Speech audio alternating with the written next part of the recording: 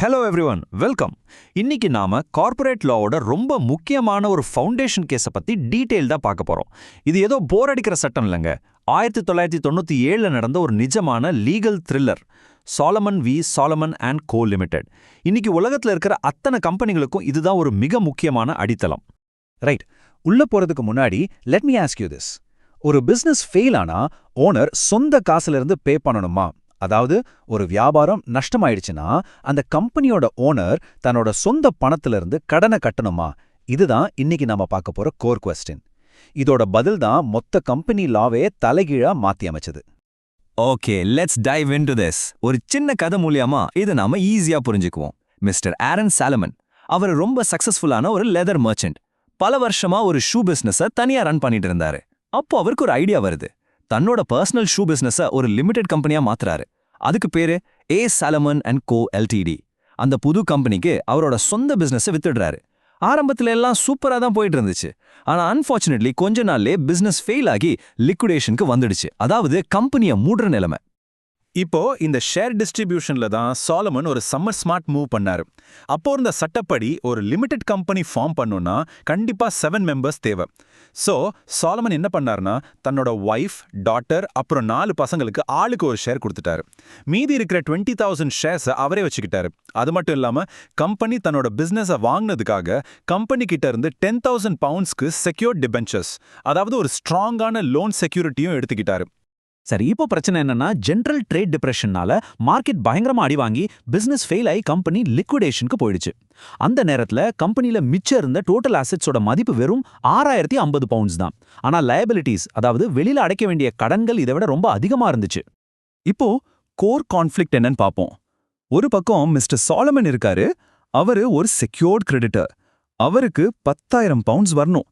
இன்னொரு பக்கம் மத்த அன்செக்யூர்ட் கிரெடிட்டர்ஸ் இருக்காங்க. அவங்களுக்கு 7,000 பவுண்ட்ஸ் வரணும். ஆனா கம்பெனி கிட்ட சொத்தா இருக்கிறதோ வெறும் 6,050 பவுண்ட்ஸ் தான்.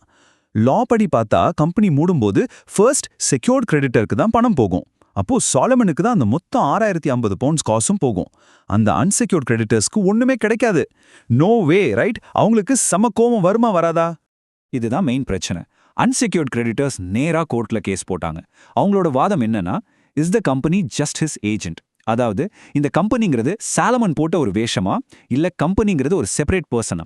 சாலமனை தான் நாங்க நம்பி பிசினஸ் பண்ணோம். ஸோ அவர் தன்னோட சொந்த காசுலேருந்து எங்களுக்கு தர வேண்டிய கடனை செட்டில் பண்ணணும்னு அவங்க ஸ்ட்ராங்கா ஆர்கியூ பண்ணாங்க.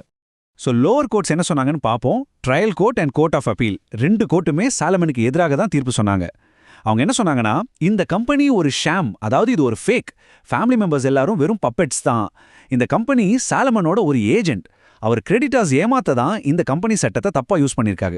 ஸோ சாலமன் கண்டிப்பா தன் சொந்த காசுல கடனை கட்டணும்னு சொல்லிட்டாங்க. பட் வெயிட், இது கம்ப்ளீட்லி ராங் வியூன்னு பின்னால ப்ரூவ் ஆச்சு. இந்த தீர்ப்பு கேட்டு சாலமன் சும்மா விட்டுறல. He didn't give up.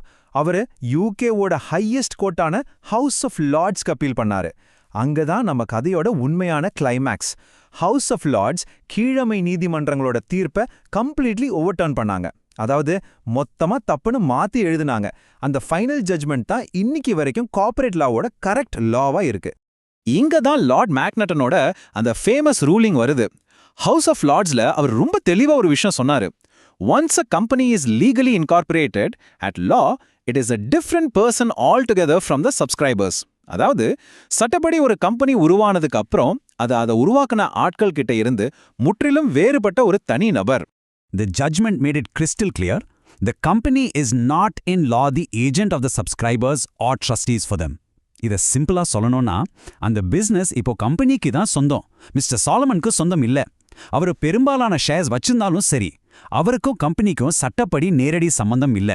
Therefore, unsecured creditors-ஓட கடனுக்கு மிஸ்டர் சாலமன் பர்சனலி லயபிள் கிடையாது. கம்பெனியோட கடனுக்கு கம்பெனி தான் பொறுப்பு. மெதுவா புரிஞ்சுக்குவோம். லீகல் டேர்ம்ஸ் கொஞ்சம் காம்ப்ளெக்ஸா இருக்கலாம். So let's break it down. இதுக்கு பேர் தான் doctrine of separate legal personality. ஒரு கம்பெனி லீகலா இன்கார்பரேட் ஆனதுக்கப்புறம் அது ஒரு தனி லீகல் என்டிட்டி ஆயிடும். ஷேர் ஹோல்டர்ஸ் வேற, கம்பெனி வேற. இதனால தான் ஒரு கம்பெனியால தனக்குன்னு சொந்தமா ப்ராப்பர்ட்டி வாங்க முடியும், கான்ட்ராக்ட்ல என்டர் ஆக முடியும், அண்ட் அதோட பேர்லே கேஸும் போட முடியும். லிட்ரலி அதுக்கு ஒரு தனி உயிர் வந்த மாதிரி. நான் எக்ஸாமினர்ஸ்க்கு ஏங்க இந்த கேஸ் அவ்வளோ பிடிக்கும்? ஏன்னா இதுதான் மாடர்ன் கம்பெனி லாவோட ஃபவுண்டேஷன்.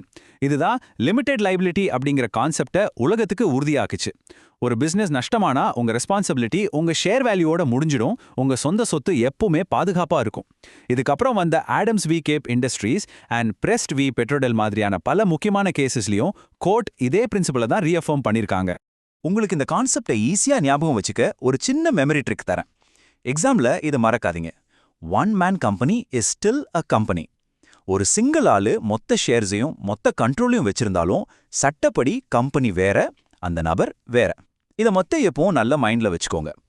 இப்போ உங்க மைண்ட்ல ஒரு முக்கியமான கேள்வி கண்டிப்பா வரலாம். But wait, can people use this rule to commit fraud and escape? Criminals யாராச்சும் நான் தப்பு பண்ணல, என் கம்பெனி தான் தப்பு பண்ணுச்சுன்னு ஒரு ஃபேக் கம்பெனி பின்னாடி ஒளிஞ்சுக்கிட்டு ஈஸியா தப்பிக்க முடியுமா?